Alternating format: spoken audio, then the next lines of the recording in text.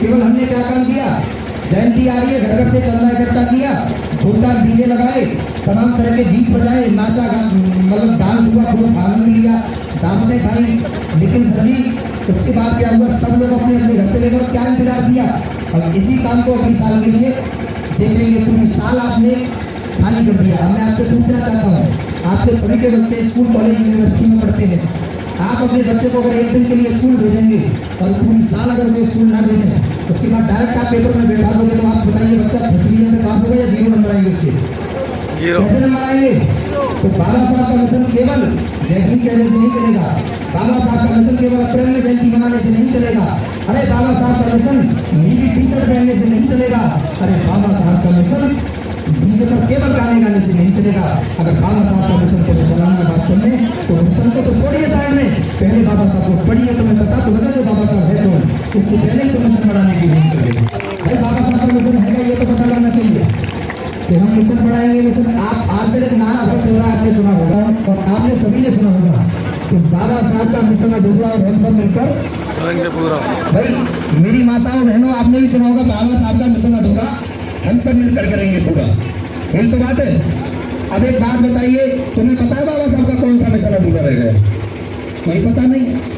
और एक और बात, बाबा साहब को इस दुनिया से फिजिकली तौर पर गए हुए समथिंग 65 से 70 साल होने को आ रहे हैं। बाबा साहब 6 दिसंबर सन 1956 में हम लोगों से दूर हुए शारीरिक रूप से, लेकिन आज भी हमारी रगों में वो जिंदा है। सही कह रहा हूँ?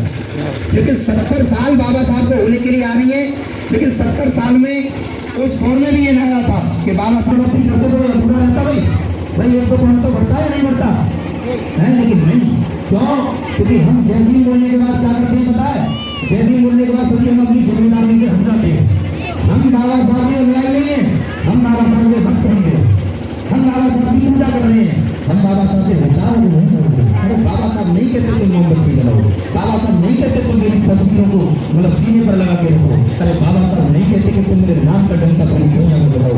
बाबा साहब केवल कहते हैं कि अगर तुम्हें मेरी बात सही लग रही है, कोई प्रेशर नहीं, अगर तुम्हें ऐसा लग रहा है कि मेरे रास्ते में चलना चाहिए, तो केवल और केवल चलेगा, उससे तुम्हारा कल्याण हो जाएगा। सुनो, मैं तुम्हारी बात नहीं कह रहा हूँ। इस देश के प्रधानमंत्री आदरणीय नरेंद्र मोदी जी एक बात कहते हैं कि मैं तो बचपन में चाय बेचता था, लेकिन आज मुझे प्रधानमंत्री बनाया है तो मुझे ये नहीं करूँ कि बाबा साहब के जगह की नहीं है। तो प्रधानमंत्री जैसी शख्सियत बाबा साहब को समझ सकती है, तो भाई तुम तो उनके अनुयायी हो, इन बात को नहीं पहुंचा सकते। आज मैं देश की प्रधानमंत्री बन के लाल किले से अगर कहा रही हूँ तो गुजरात की नहीं, परंतु बाबा साहब की देन है, बाबा साहब की। लेकिन हमने बाबा साहब को भगवान बना दिया, हमने बाबा साहब की नई नई तस्वीरें लगा ली, हमने बाबा साहब के नाम पर हजारों लाखों रुपए बर्बाद कर दिया। लेकिन असल बात ये कि बाबा साहब के विचारों को अंदर रखने की जब बात आई तो हमने बाबा साहब के विचारों को नहीं रखा। इसलिए तुम पिटते हो, इसलिए तुम नीचे हो। और तुम कहते हो भाई हम लोग बाबा साहब का नाम लेते हैं, हम तो जय हिंद करते हैं, लेकिन कुछ विरोधी विचारधारा के लोग हमें पिटते क्यों हैं? इसका कारण पता क्यों पिटते हैं? मैं बहुत गहराई में नहीं जाना चाहूंगा, एक इसका बहुत गहरा कारण है। भाई तुम्हारे घर में नहीं जबरदस्ती घुस जाओ तो तुम मुझे पिटोगे नहीं पिटोगे? तो तुम पिटते कहाँ हो? बाबा साहब ने जहाँ भी तुमसे मना की और तुम नहीं जाके घुसते हो तो तुम तो पढ़ोगे। भाई जहाँ तुम्हें जाने से मतलब कोई फायदा नहीं हो रहा है कोई का नहीं, और तुम्हें नुकसान नहीं नुकसान है, तो ऐसी जगह जाना ही नहीं पड़ते। और बाबा साहब को तुम जय हिंद बोलो मत बोलो, मुझे कोई दिक्कत नहीं भैया, लेकिन बाबा साहब के विचार है ना। बहुत सारे भाई, एक तो भाई मुझसे हम परिचित है, मुझे जानते होंगे जो भाई, आप जानते हैं जो भाई, मेरा नाम प्रशांत बल्ली है। मैं परिचय नहीं देना चाहूँ, लेकिन फिर भी मेरी मजबूरी बनती है। और मैं, मेरा गाँव पास में ही चौड़ेरा, छतारी बुराई से आगे चौड़ेरा, और मैं भगवान बुद्ध की बुद्ध कथाएं करता हूँ और मैं बाबा साहब के प्रोग्राम करता हूँ, सिंगर हूँ, बैठा हूँ। और आपने सुने होंगे मेरे यूट्यूब पर प्रशांत बल्ली के नाम से। कभी मौका मिला आपके गाँव में मुझे सेवा देने का तो मैं अच्छी तरह से विस्तार से इस बात को समझाऊंगा। वैसे बोलते घंटे जी भी हैं आप लोगों के बीच में दिशा निर्देश करते आ रही सकती हैं, लेकिन फिर भी मैं गीतों के माध्यम से कभी समझा के जाऊँगा। और यूट्यूब चैनल है मेरा प्रशांत बल्ली के नाम से, वहाँ मुझे सर्च करके आप सुन सकते हैं, बहुत सारी बातें आपको मैं बताने का काम कर सकता हूँ उस चैनल पर। लेकिन आइए, मैं ज़्यादा समय न लेते हुए, क्योंकि सबके भी व्यस्तता है, हमारे भी इधर उधर प्रोग्राम लगी रहती हैं। छोटा सा देखो, म्यूजिक तो यहाँ नहीं है, लेकिन मैंने बताया कि मैं सिंगिंग करता हूँ, तो छोटा सा गीत आप लोगों के बीच में गाना चाहूंगा, थोड़ा सा ध्यान चाहूंगा उस बात को, लेकिन ध्यान दूंगा मेरी तरफ होना चाहिए। व्यवस्थाएं पैदा करती हैं कि तुम लोगों को लड़ा करके लोग, तुम लोगों को जातियों में बांट करके, और जाति के तो थोड़ी एक ही जाति को हजारों समुदाय में बांट करके, और चंद लोग वक्त जाग जाओ वो सम्मान छीन लेंगे, और सोते रहे अगर तुम, सोते रहे अगर तुम तो संविधान छीन लेंगे। वक्त जाग जाओ वो सम्मान छीन लेंगे। वो सदियों से सो रहे हो, अब जागना पड़ेगा, ना पड़ेगा तुम्हें जागना पड़ेगा। अरे तुमसे ही वो तुम्हारी, तुमसे ही वो तुम्हारी पहचान छीन लेंगे। हे वक्त जाग जाओ वो सम्मान छीन लेंगे। खास बात आपसे बोलना, वो भीम इस मिशन को यहाँ तक बढ़ा के लाए। ये मैं रिक्वेस्ट कर रहा हूँ आपसे, क्योंकि बाबा साहब जब 1856 में आगरा में आए थे तो उन्होंने रो करके एक बात कही थी, ऐ मेरे बहुजन समाज के बच्चों, ऐ मेरे लोगों, ऐ मेरे भाइयों, मैं इस मिशन तालबा के लिए, मैं इस मिशन के लिए बड़ी कष्ट मुसीबत और अपमान और संघर्ष से करके यहाँ तक लाया हूँ। अरे मेरी सांसों का कोई भरोसा नहीं है, मैं कब इस दुनिया से चला जाऊँ। मेरी हाथ जोड़कर आपसे विनती है कि हो सके तो इस मिशन को आगे बढ़ाना, अगर आगे न बढ़ा सके तो कम से कम काम करना, तो उसको कम से कम यही देखने देना, जैसे पीछे न लगेगा। तो बात को थोड़ा सा सुने मेरे बहनों, वो भीम इस मिशन को यहाँ तक बढ़ा के लाए। आगे न बढ़ सके तो पीछे न जाने पाए, पीछे न जाने पाए, क्योंकि पीछे अगर गया तो, पीछे अगर गया तो वो तेरी शान छीन लेंगे। है वक्त जाग जाओ वो सम्मान छीन लेंगे।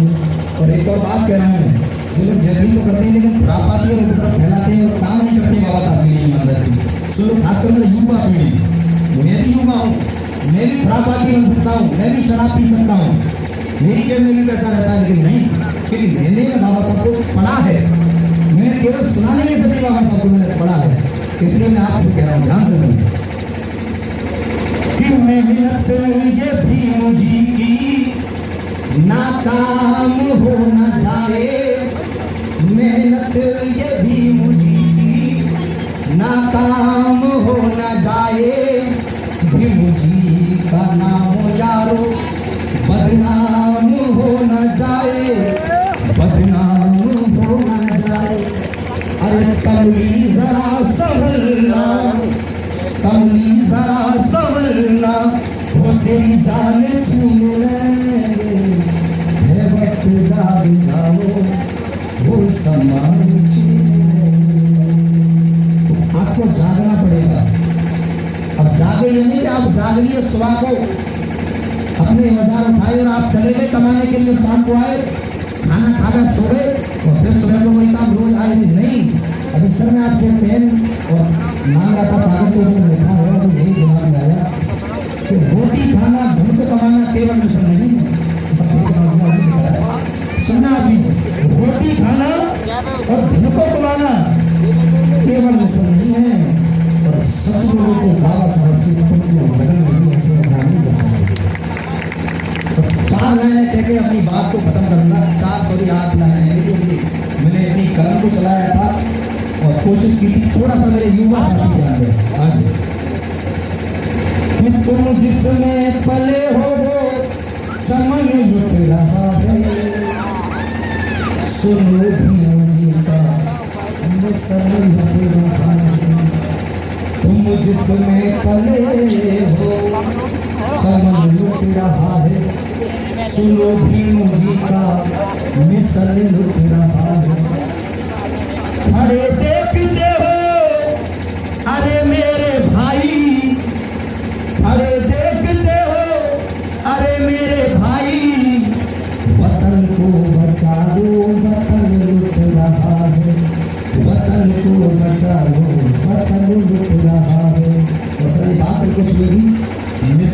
शुरू सिलसिला कब करोगे। लोग कहते हैं मिशन बनाएंगे कब भैया?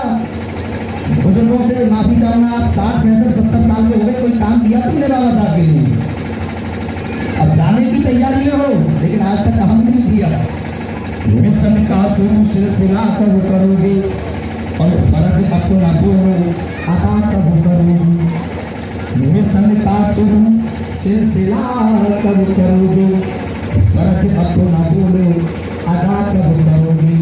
और समय कम है तुम फैसला कब करोगे, समय कम है तुम फैसला कब करोगे। और मर्ज बढ़ रहा है दवा कब करोगे, मर्ज बढ़ रहा है दवा कब करोगे। तो मेरी बहनों मेरे भाइयों, हमें बाबा साहब को केवल यहाँ से नहीं मानना है, उनको पढ़ो, उनके संघर्ष को समझो, उनकी दिशा को देखो, क्या कर रही है उनकी दिशा। लेकिन हमारे लोग बाबा साहब को ऊपर से मान रहे हैं लेकिन बाबा साहब की खुद की दिशा पे नहीं चल रहे, इसलिए तुम लोग पूछेंगे। मैं विशाल के भाई आप सभी से कोई गलती हुई तो भैया माफी चाहता हूँ, अपनी बात को मैं ध्यान देता हूँ। सभी को नमो बताया जय। यूट्यूब चैनल है मेरा प्रशांत करने के नाम से, आप वहाँ पर सुन सकते हैं मेरे बहुत सारे गीत आप सुन सकते हैं। कभी मुझे मौका मिला तो यहाँ कोई कार्यक्रम हो बाबा साहब पर, मुझे सेवा का अवसर है तब पता लगेगा। गवर्नमेंट संचालक महोदय से नहीं सभी को जय भीम नमो। कृपया करके बैठ जाए, मेरा निवेदन है जो सामने भी बैठे हैं बैठ जाए। मैं एक बात बड़ी विनती के साथ कहता हूँ कि अगर बेटा कहीं खाना खाने का प्रोग्राम हो और उसमें अगर आप पीछे रह जाए कोई दिक्कत नहीं, 4 आलू गलत खा लोगे, 2 पूरियां गलत खा लोगे, ऐसे तो डॉक्टर होने के नाते बता रहा हूँ कि वो गलत पूरियां आपके क्या होंगे, उल्टी चक्कर या फिर बेहोशी आ जाएगी, इससे ज्यादा कुछ नहीं होगा। लेकिन आपके विचारों में अगर गंदगी चली गई, आपके अगर विचारों में कुछ गड़बड़ चीज चली गई तो वो नसों में चली जाएगी और आपकी नसें खराब हो जाएंगी। इस वजह से महापुरुष जब वो महापुरुष पूरी तरीके से संधि में रहा आप लोगों के लिए सोचिए, अगर वो इस तरीके से अभी आप ये झांकी निकालेंगे मेरे कुछ युवाओं के हाथ में, बेटा अभी आप लोगों के हाथ में एक पट्टी लगी हुई है, जाटव किंग, जाटव लौंडे ऐसी लगी होती है ना, इसका मतलब आप समझते हो। अंबेडकर को अगर मानना है तो उसके साहित्य को मानो, और उसके साहित्य की बात बता रहा हूँ। डॉक्टर अंबेडकर ने आपको एक पुस्तक लिख के दी है, उस पुस्तक का नाम है इनहेलेशन ऑफ कास्ट, जातियों का विनाश। अगर आप अंबेडकरवादी हो तो सच बताइए, अगर आज भी आप जाटव बने हुए हो तो अंबेडकरवादी नहीं हो। अगर भी आज भी आप यादव और कोरी कमोरी, क्योंकि इतनी तादाद में जब अंबेडकर के अनुयायी सड़कों पे होते हैं, इतनी तादाद पे कि सड़कें भर जाती हैं और कहा जाता है कि जी पूरा शहर नीला हो गया, और फिर जब सरकार बनाने की बात आती है तो मेरी माताओं बहनों और मेरे बुजुर्गों और मेरे नौजवान युवा साथियों, और ये बीमारी आई थी, उस बीमारी का नाम था कोरोना। आई थी भैया, एक काम करो, एक जनरेटर बंद कर दो और इसे भी बंद कर दो। नहीं सुनना चाहोगे तो ऐसे 10 लाउड स्पीकर लगा दूंगा। आप जब रोडों पे घूमोगे तो सिवाय कुछ नहीं होगा। आप एक चीज समझ लीजिए, आप सब लोग जानते हैं, अगर एक दही लीजिए, 2 किलो दही, और उसे सड़क पर डालिए और पैरों से खूदिए, क्या मक्खन निकलेगा उसमें से? नहीं निकलेगा ना। तो मक्खन कैसे निकालते हैं? उसे आपके बच्चे IAS बनेंगे, PCS बनेंगे, डॉक्टर बनेंगे, मास्टर बनेंगे, उसका प्रोडक्ट बनेगा। तो मैं बता रहा हूँ कि बीमारी आई थी जिसे कोरोना कहते हैं। 1 मिनट भैया, रुक जा। कोरोना कहते हैं, वो छूने से हो जाती थी, एक बीमारी जो छूने से हो जा रही थी। मैं आपको एक बीमारी, एक वायरस भी सीख जाती है। मुझे बताओ कौन उन्हें पैक बना करके देता है? कोई बना करके देता है, लेकिन फिर भी सीख जाते हैं। जानते हो क्यों? कि मेरा चाचा पी रहा है, मेरा बाबा पी रहा है, मेरा ताऊ पी रहा है, ये सब पी रहे हैं तो इसका मतलब मुझे भी पीना चाहिए। कौन आदमी ताश के पत्तों सिखाता है बच्चों को, लेकिन फिर भी वो 52 पत्तों के खेल में गुम हो जाता है। जानते हो बाबा साहब का मिशन कौन सा है? कि शिक्षित बनो, संगठित रहो, संघर्ष करो। और आप कैसे पूरा कर रहे हो? किसी अनपढ़ आदमी तो जानता नहीं होगा 52 पत्ते कौन से, इक्का दुक्की तिक्का, तो पढ़ा लिखा ही होगा। तो एक अकेला आदमी खेल नहीं सकता, तो 2-4 आदमी खेलेंगे तो संगठन बना लिया, और बाजी जब 2-10-20 की इधर उधर हुई तो संघर्ष भी कर लिया। ऐसे नहीं है बाबा साहब। बाबा साहब का संगठन है to educate, to agitate, to organise. शिक्षित करो, आंदोलित रहो और संगठित रहो। और संगठित रहो का क्यों बता रहा हूँ? ये जब कोरोना की बात मैं बता रहा हूँ, ऐसे वायरस की मेरी माता बहनों में बहुत नमन करता हूँ आपको कि आप तादाद में बहुत ज़्यादा हैं। मैं समझता हूँ कि आप गर्मी में बैठी हुई हैं, लेकिन आप बताइए दूर से लोग आए हैं, ये भी छाँव में नहीं बैठे। तो आपकी बस तपस्या को मैं आप अपने बच्चों के लिए मान लीजिए कि खेतों के किनारे पे आप तार लगाते हो, झटका मशीन वाला लगाते हो। सही बात। किसके लिए लगाते हो? तीन दिन मतलब 3 महीने में तैयार होने वाली फसल के लिए कितने चिंतित हो आप?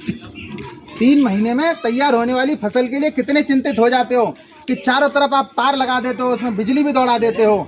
लेकिन एक बात बताओ कि आप अगर कोई आपके समाज पर विपत्ति आती है तो आप जय भीम करते हुए थाने को भर देते हो। ये जब नन्हे मुन्ने बच्चे शराब में और जुए में जब जाते हैं तो इसके लिए कोई व्यवस्था नहीं है आपके पास में? कोई व्यवस्था है? क्या इससे नुकसान नहीं होगा? फिजूल की बातें और दूसरे दुश्मन से लड़ना बंद करो। क्योंकि एक बात मैं आपको बताए देता हूँ, आपने सर्कस में देखा होगा, हाथी देखा होगा, चीता देखा होगा, अजगर, सांप, कांतर, बिच्छू, तब तमाम पंछी देखे होंगे, जानवर देखे होंगे, लेकिन एक जानवर को आप कभी भी सर्कस में नहीं देखोगे। जानते हो कौन सा है? वो है भेड़िया। भेड़िया को आप कभी सर्कस में या चिड़ियाघर में नहीं देख सकते। जानते हो क्यों?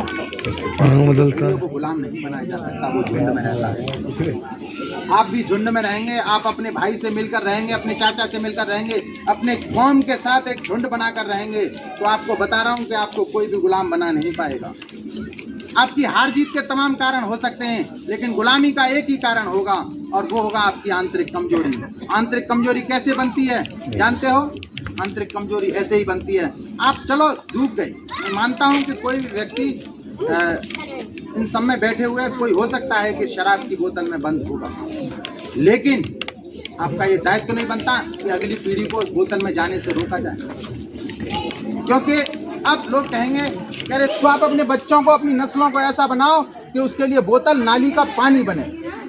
और अगर आपके बच्चों के लिए, आपकी नस्लों के लिए बोतल नाली का पानी रहेगी, मैं आपको बता रहा हूँ कोई भी आपको गुलाम नहीं बना पाएगा। कोई भी ऐसा फर्जी नेता जो आपकी बेहतरी की बात न करे, वो भी आपको आकर के वर्गला नहीं पाएगा। मेरी बेटियां यहाँ बैठी हुई हैं, बेटा एक विद्रोह वो खुद करेगा, ठीक है? अब तुम सब में से कोई एक हाथ उठा करके बताओ कि जिसके कपड़ों में कोई जेब लगी हुई है। तुम सब बिटिया बैठी हो, किसी कपड़े में कोई जेब लगी हुई है? अगर अपनी से 10 साल छोटे बच्चों को देखोगी ना, लड़के को, तो उसके कपड़ों में तमाम जेब हैं, ये भी लगा हुआ है। इसका मतलब क्या है? तुम्हारा नाम धंधे भी होगा, लेकिन तुम्हें पैसे रखने का अधिकार आज भी ये पुरुष प्रधान देता है। ये बाबा साहब डॉक्टर अम्बेडकर ने कहा, इसलिए तुम्हें बाबा साहब डॉक्टर अम्बेडकर को जरूरी है समझना। ये सुंदर सुंदर वस्त्र तुमने पहने हैं, ये सब बाबा साहब डॉक्टर अम्बेडकर की देन है। और अगर तुम ये मानती हो कि देश आज़ाद हो गया और हम भी आज़ाद हो गए, तो मैं आपको बता रहा हूँ कि आज भी तुम्हें आज़ादी की सख्त ज़रूरत है। आज भी ये पुरुष प्रधान देश तुम्हें पैसे रखने का अधिकार नहीं देता। अब इसके लिए क्या करोगे? बेहतर एजुकेशन। एक पुलिस वाली को देखा है तुमने? पुलिस वाली की यहाँ जेब होती, यहाँ जेब होती, यहाँ जेब होती, सब होती। एक डॉक्टरनी होती है, यहाँ जेब है, इधर स्टेटो लगाने के लिए जेब। तो डॉक्टरनी, मास्टरनी, इंस्पेक्टरनी, वकील, ये सब बनोगी तुम, तब फिर बाबा साहब का सही सपना पूरा होगा। बेटी कभी पैदा नहीं होती, बेटी समाज बनाता है। जैसे मेरी माता बहनाएं इस बात को समझेंगी कि एक बिटिया जो घर में पैदा हुई, मान लीजिए आपकी कोख से एक बेटी पैदा हुई और बेटी पैदा होते ही चाची, ताई, मौसी आकर के क्या कहते हैं?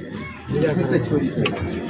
ये बात सुनने को मिलती है और समझाते भी कैसे हैं? अरे चिंता मत कर, अगली बार है जाएगा, ये बात कहते हैं। और फिर जब वो बच्ची खेलने के लिए जाती है, तो जैसे बेटा खेलने के लिए जाता है, बेटी से अरे तुझे क्या कूदम करने, तू आटा लगाना सीखे, तू बर्तन घिसना सीखे, यही तो बताया जाता है।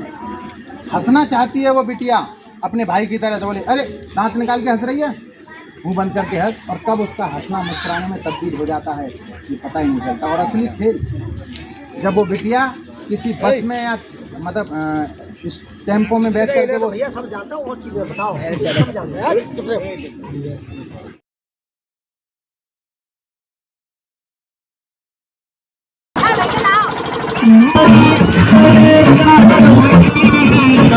हमारी